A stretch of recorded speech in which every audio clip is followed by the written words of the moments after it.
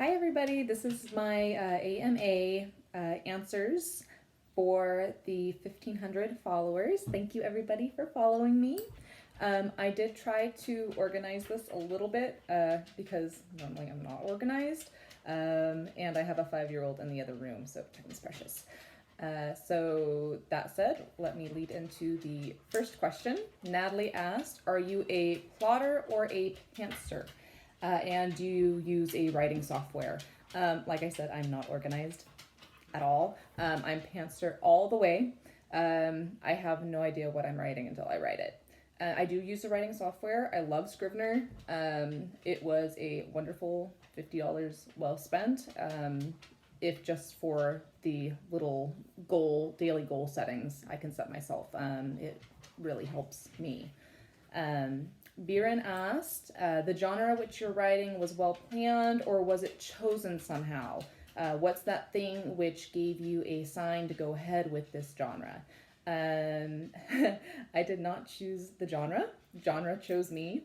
The first chapter of Everlong is actually the first bit I wrote of Everlong. I had just lost 30K words of writing. Another reason why I bought Scrivener. So I was very upset and I was very sad and in a dark place because of it.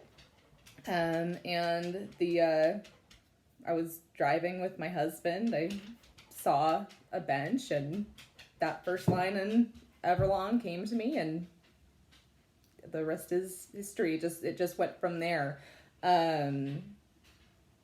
Yeah. So yeah, it chose me, I guess.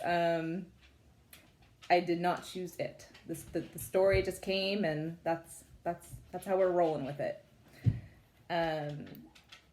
Dying asked, what do you find most difficult to write? What comes naturally?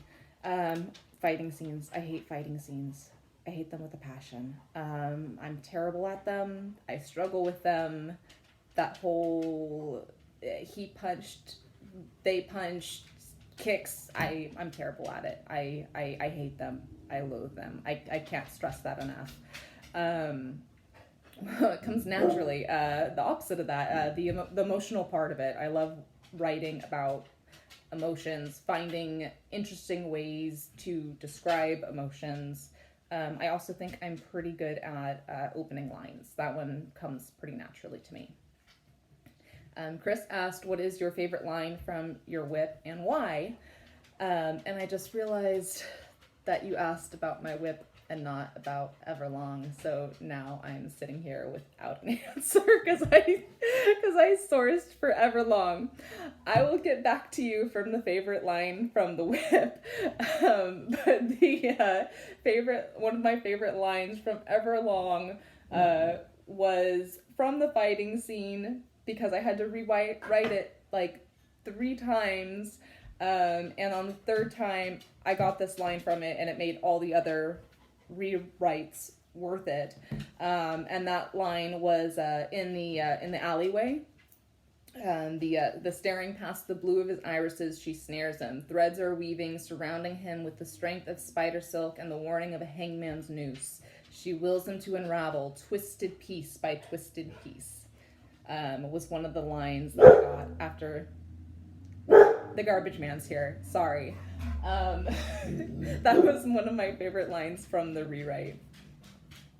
And I'll have to get back to you on the favorite line from the WIP, because apparently I can't read. Hannah asked, when did you discover your love for writing, and what makes you want to be, or what made you want to be a writer?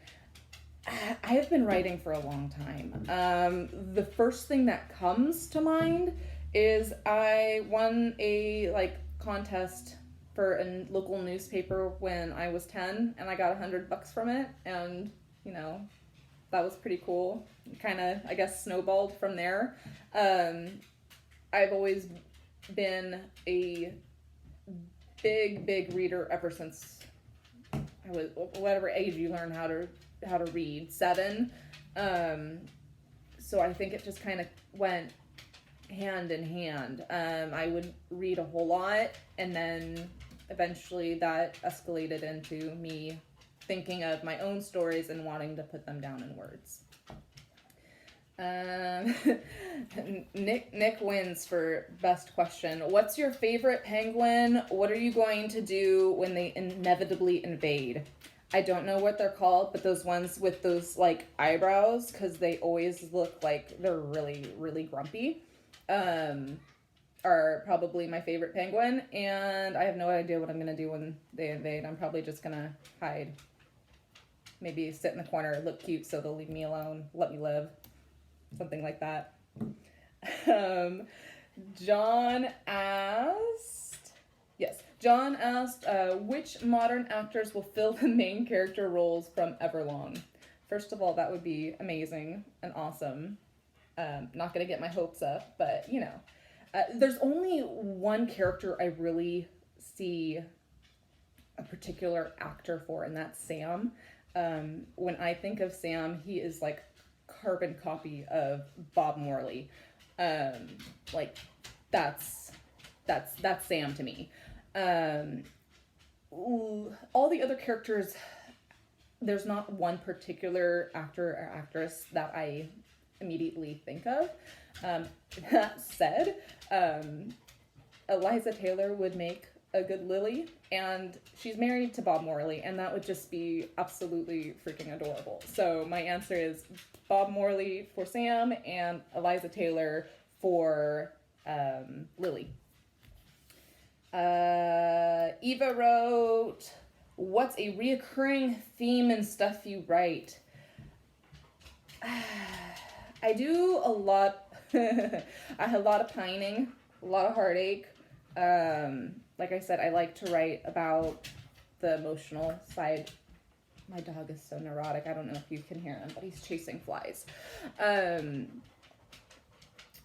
lot of heartache. A reoccurring theme. There's a lot of dead grandparents. I don't know why, but I apparently I can't get through a novel without killing a grandparent. So I'm sorry. I'm sorry, Grandma and Grandpa. It just happens. Sometimes these things just happen. Vanessa asked, if you could write from anywhere in the world, where would you be writing right now? Italy. I would love to go to Italy and just like be in a villa with no internet or Twitter or anything else to distract me, because then I might actually get something done. Like scenic and wine, and maybe I wouldn't get something done because wine, but I would try to get something done. And then Rance asked, what do you think is the hardest part about following up a book that has been so clearly beloved by its readers?